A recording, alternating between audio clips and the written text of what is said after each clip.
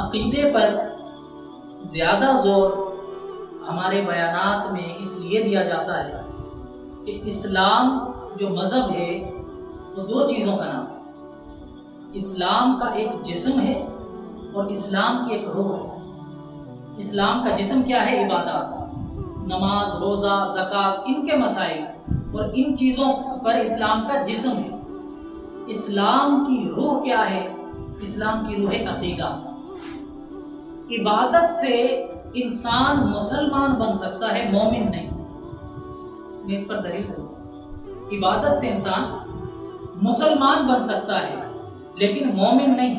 عقیدہ ہے جو انسان کو مسلمان کے درجے سے اٹھا کر ایمان کے درجے پر لے جاتا ہے۔ حضور علیہ السلام پر جب آقا کریم علیہ السلام کی بعثت ہوئی اور آپ نے اعلان نبوت کیا، ترتیب کیا رہی؟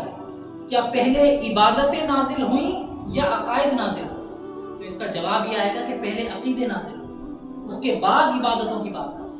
حضور علیہ السلام 40 سال کی عمر میں آپ نے اعلان نبوت کیا اور سب سے اہم عبادت نماز، وہ جب حضور علیہ السلام کی عمر مبارک 51 سال تب نماز فرض ہوئی اور نماز کے احکام۔ تو یہ جو پیریڈ گزرا ہے 11 سال کا، اس میں کیا تھا؟ اس میں عقائد۔ پہلا عقیدہ حضور علیہ السلام نے دیا لا الہ الا اللہ، یہ عقیدہ ہے۔ محمد رسول اللہ، یہ عقیدہ ہے۔ تو یہ عقائد اسلام کی روح ہیں اور عبادت اسلام کا جسم ہے۔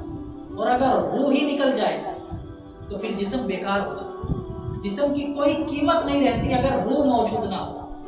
اگر آپ کہیں کہ عبادت بھی بڑی چیز ہے تو ہاں بے شک عبادت بڑی چیز ہے، لیکن اس کے لیے جس کے عقائد درست ہیں۔ اگر عقائد کی بات نہ ہو، اور میں اس سے بڑی بات کر دوں کہ انبیاء کے بعد سب سے بڑا درجہ اس دنیا میں صحابہ کا ہے۔ صحابہ کرام کو بھی جو یہ درجہ ملا، یہ عبادتوں کی وجہ سے نہیں ملا، عقائد کی وجہ سے۔ اگر عبادتوں پر درجے ملتے تو پھر عبداللہ ابن ابی، کہ جسے آقا کریم علیہ السلام نے رأس المنافقین، منافقوں کا سردار کہا، وہ بھی عبادت کرتا۔ ابو ایوب انصاری نے صحابہ کے درمیان سے 70 لوگوں کو داڑھی سے پکڑ کر مسجد نبوی سے باہر نکالا اور حضور فرما رہے تھے کہ یہ بھی منافق ہے، یہ بھی منافق ہے، یہ بھی منافق ہے۔ تو نمازیں اور عبادتیں ان کے پاس بھی تھیں، لیکن غلطی کہاں کھا گئے؟ رسالت مآب کے حضور عقیدے میں غلطی پہچان نہ سکے کہ ہمارے سامنے محمد بن عبداللہ ہے یا محمد رسول اللہ صلی اللہ علیہ وسلم۔ تو ان چیزوں میں ہم زیادہ زور اس لیے دیتے ہیں کہ عقائد ایک ایسی چیز ہے کہ جو دنیا میں بھی اور آخرت میں بھی نجات کا جو ضامن اور نجات کا دار و مدار جس چیز پر ہے وہ عقیدہ ہے۔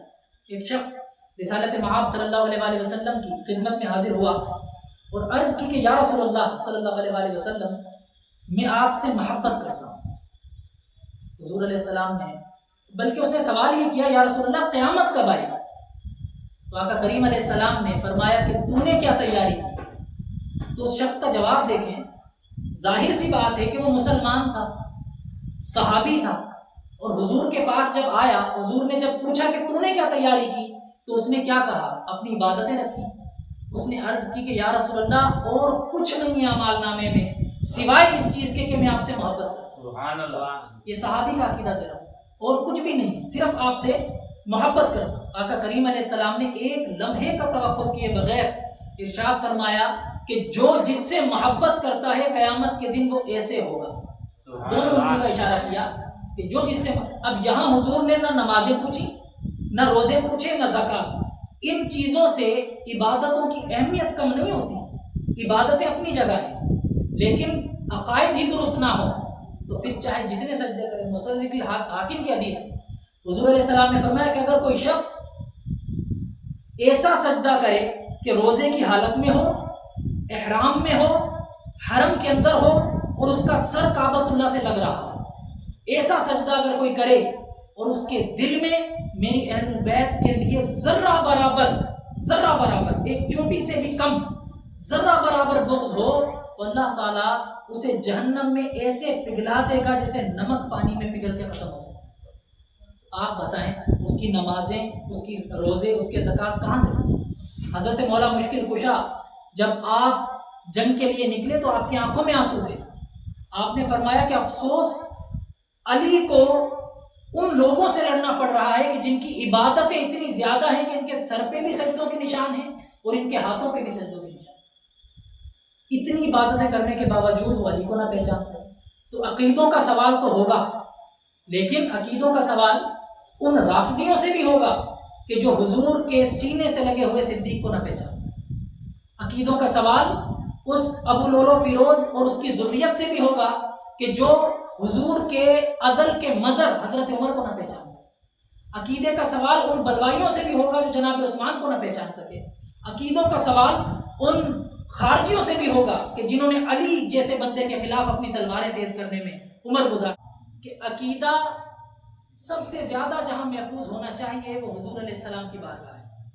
اگر تھوڑا سا بھی عقیدے میں بڑھ گئے تب بھی نقصان، اور عقیدے سے اتر گئے تب بھی نقصان۔ اعلیٰ حضرت فرمایا کرتے تھے کہ نعت لکھنا ایسا ہے جیسے دنیا میں پل صراط پر چلنا، کہ پل صراط کے دونوں طرف جہنم ہوگا۔ اعلیٰ حضرت فرماتے ہیں کہ نعت لکھنا ایسا ہے جیسے پل صراط پہ چلنا، کہ اگر انسان بڑھ گیا تب بھی نقصان میں اور گھٹ گیا تب بھی نقصان۔